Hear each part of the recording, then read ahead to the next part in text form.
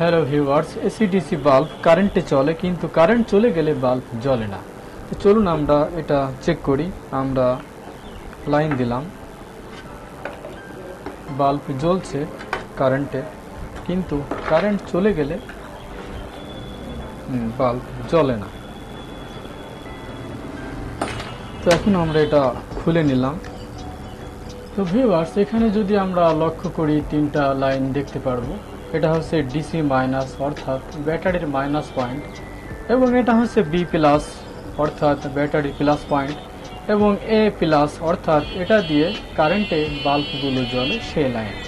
তো আমরা প্রথমে সরাসরি বি প্লাস এবং ডিসি মাইনাস অর্থাৎ ব্যাটারি লাইনটা দিয়ে দেখি বাল্বগুলো জ্বলে কিনা। তো আমরা একটা 4 ভোল্টের লাইন সরাসরি বি প্লাসে কানেক্টেড করলাম এবং মাইনাসটা কানেক্টেড করলাম।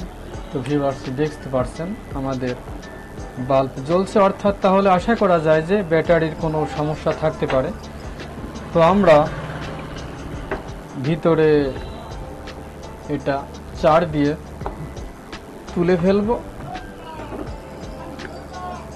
এবং আমরা একটা ব্যাটারি, নতুন একটা ব্যাটারি লাগিয়ে দেখব যে কাজ করে কিনা।